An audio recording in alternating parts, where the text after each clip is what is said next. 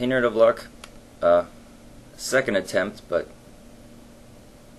you wouldn't know that because I just erased the first attempt. Maybe I shouldn't record videos in the morning, but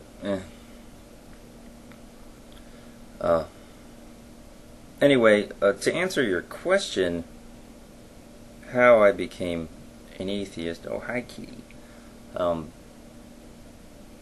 I was fairly religious, raised in a Jewish family, and I was fairly religious from about, I don't know, 9 through and past my bar mitzvah at 13 for a little while anyway.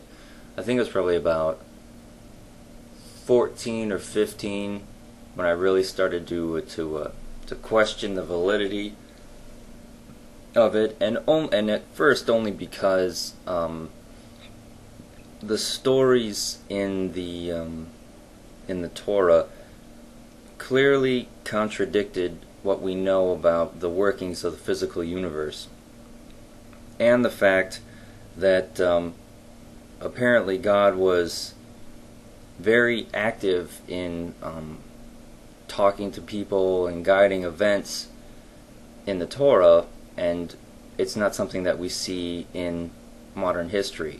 So he was like either really active and then he left, or the Torah is just false.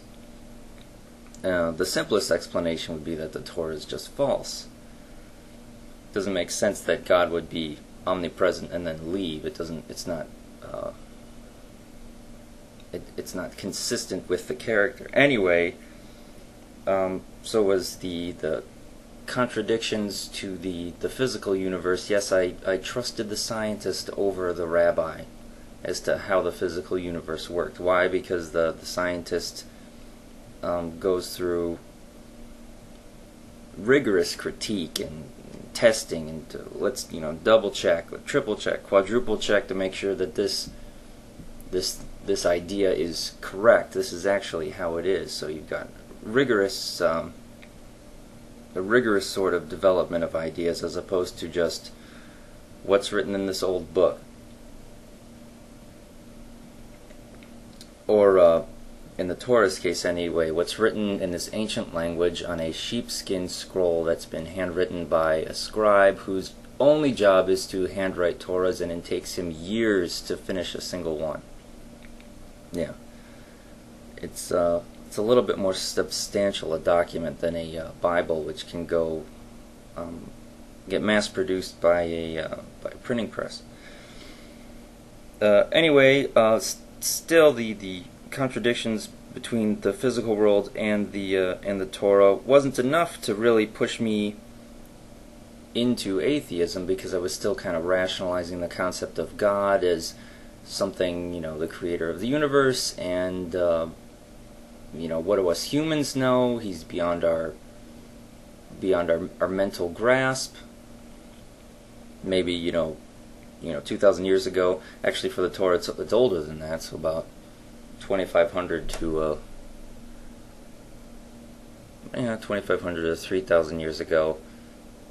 They're trying to come to terms with some concept that's way out there. So of course they kind of rein him in and bring him down. Torah's not entirely accurate. Maybe a lot of it's metaphorical. Blah blah blah. So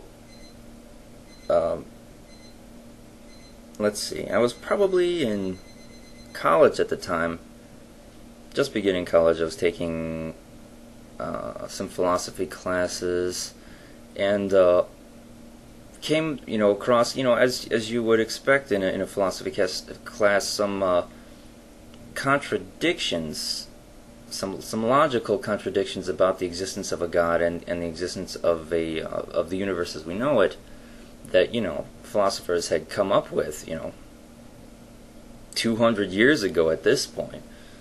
But it was the first time I had heard such things, so that made me really question the concept of the possibility of there being a God.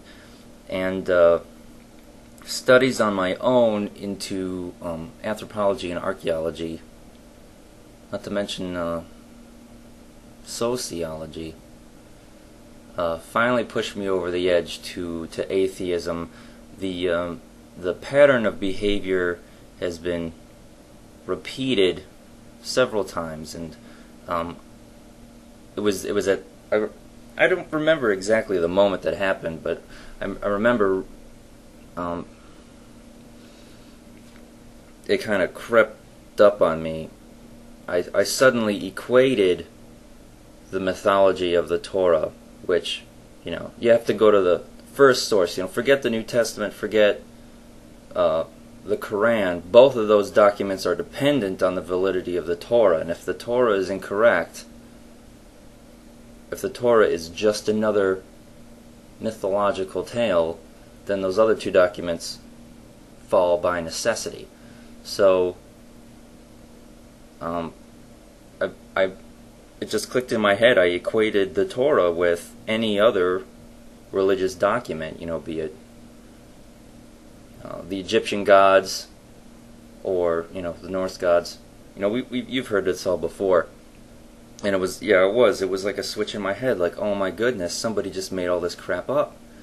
The deist view of God, the God of the gaps, is a rationalization of Yahweh, and Yahweh is dependent on the validity of the Torah, and if the Torah is incorrect, and clearly it is, then the concept of Yahweh goes out the window. Rationalizations of Yahweh go out the window too.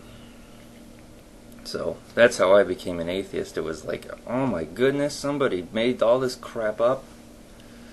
And now it makes me angry when, people refer to the same rationalizations that I dismissed so long ago to solidify their belief, try to convince me, try to hold their own in a debate, because they can't.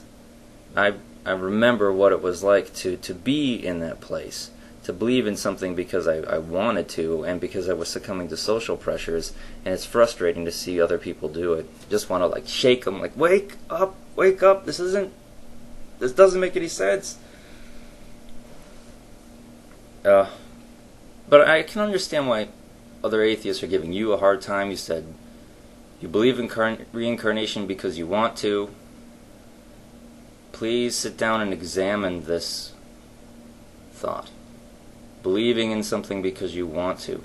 Because there was a point in time when I believed in reincarnation as well. I realized it was because I wanted to.